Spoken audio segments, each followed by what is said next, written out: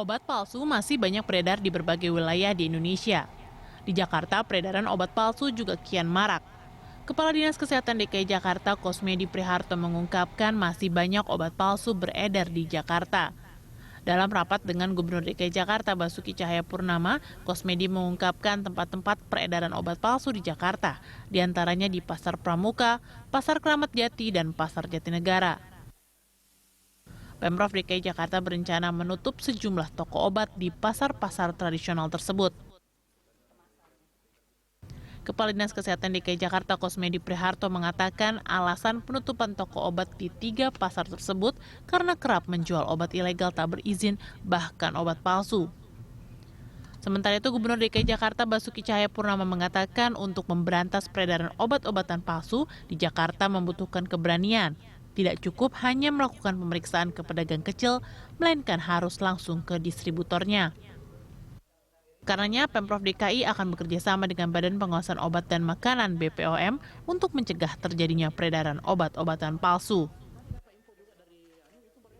Peredaran obat palsu yang makin marak tentunya membuat warga khawatir. Pemerintah dalam hal ini, Badan Pengawas Obat dan Makanan perlu memperkuat kinerjanya untuk memutus dan menghentikan peredaran obat palsu.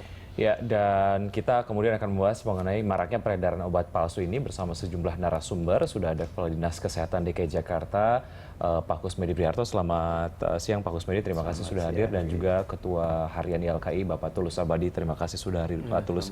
Yang menarik dari quotes yang kemudian tadi sudah disampaikan oleh Pak Ahok dan kita saksikan di paket, kita harus berani untuk melakukan pencegahan peredaran obat-obatan palsu dan pangan ilegal di Jakarta. Memang sejauh ini kurang berani, Pak Kus, sehingga kemudian harus ditekankan kita harus berani gitu. Ya, artinya belum terkoordinasi ya. Jadi kalau yang ditutup itu cuman di apotek-apoteknya atau di bagian toko obatnya, produsernya kan masih membuat obat-obat palsu itu semuanya. Jadi hanya di ujungnya saja gitu ya yang selama ini ditangani, belum yang ke muaranya gitu. Nah, sekarang kita sudah punya data sih, data selama dari tahun 2010 sampai 2016 ini yang dikoordinasikan oleh BP POM dan Bareskrim. Jadi di mana saja titik-titik itu dan bagaimana cara peredarannya itu sudah dideteksi. Di mana saja Pak yang besar-besar? Kalau kita bicara 2010 sampai 2016 berarti ini berjalan 6 tahun ya. Dan setiap tahunnya terlihat semakin meningkat jumlahnya dan modusnya pun juga semakin bermacam-macam. Tentunya begitu karena makin lama orang makin dikejar, dia makin pinter untuk berbuat yang lebih curang lagi kan ya. Jadi memang untuk peredaran ini banyak masalahnya, tidak hanya pada si obat palsu tapi si pembeli atau orang yang konsumennya juga bermasalah karena dia beli di situ lebih murah daripada beli di apotek. Artinya ada demand juga gitu ya. Oke, Pak Kus, sebetulnya seperti disampaikan tadi, data peredaran obat palsu dan juga obat ilegal sudah diselidiki dari tahun 2010. Mengapa perlu waktu yang kemudian sekian lama untuk akhirnya menghadirkan sebuah solusi yang komprehensif, tidak hanya di ujung saja, muaranya juga nanti kemudian akan ditangani? Ya itu tadi kembali lagi. Jadi si pembuatnya ini tersembunyi, terselubung sekali dan kita tidak bisa mengejar. Bahkan sekarang itu mereka melakukan transaksi itu tidak di toko-toko itu, tapi dia transaksinya di tempat parkir atau by phone dan sebagainya. Atau lewat online juga ya itu akan semakin meluas begitu. Tapi kembali lagi ke arahan atau perintah dari Pak Gubernur tadi. Bahkan kalau misalnya yang jual obat itu di PD Pasar Jaya itu bisa langsung disita jualannya yang terbukti palsu tadi atau ilegal dan bisa langsung diusir. Apakah selama ini sudah pernah dilakukan, Pak? Jadi kemarin PD Pasar Jaya juga ikut rapat. PD Pasar Jaya sudah mengingatkan kepada semua pedagang di situ apabila diketemukan pembuatan obat palsu ataupun ilegal, maka akan ditutup tokonya itu dan tidak boleh dipakai untuk jual beli obat lagi.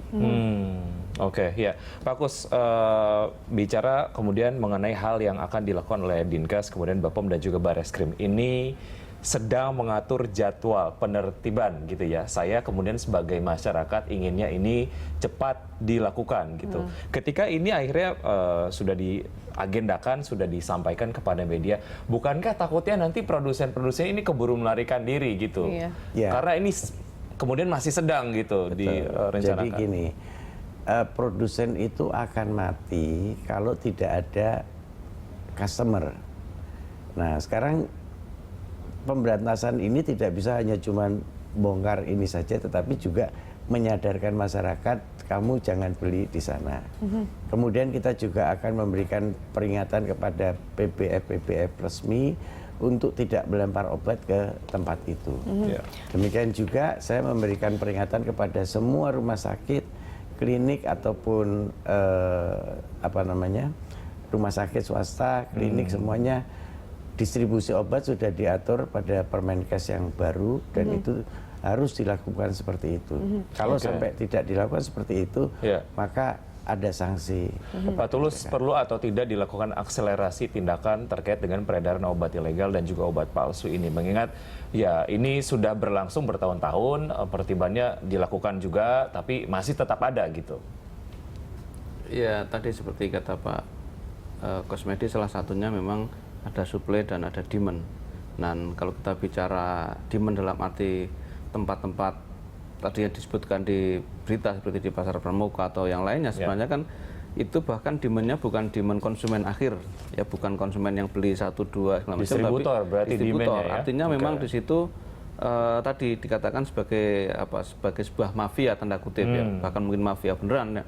Dan yang belanja pun juga profesi-profesi dokter, klinik-klinik yang belanja di situ. Jadi memang ini seperti mata rantai yang sebenarnya harus diurai dari akarnya. Jadi dari situ. Nah, kedua, memang saya pernah juga berdiskusi dengan Badan POM. Salah satu kenapa fenomena obat palsu sampai sekarang masih marak dan dugaan saya lebih dari 20% itu karena penegakan hukumnya yang belum optimal. Artinya sejauh ini belum menimbulkan efek jerah Ya, kepada karena begini, produsen gitu ya. ketika dilakukan penegakan hukum, rata-rata itu kan nanti dan selama ini terjadi itu putusan hakim hanya sangat ringan. Ya, rata-rata hanya hukuman percobaan. Ya, kalau percobaan kan 3 bulan, 6 bulan yang kemudian sama sekali tidak membuat efek jerah bagi pelakunya. Bahkan pelaku yang divonis kemarin sudah bersalah dan sudah dihukum, dia pelaku tahun lalu.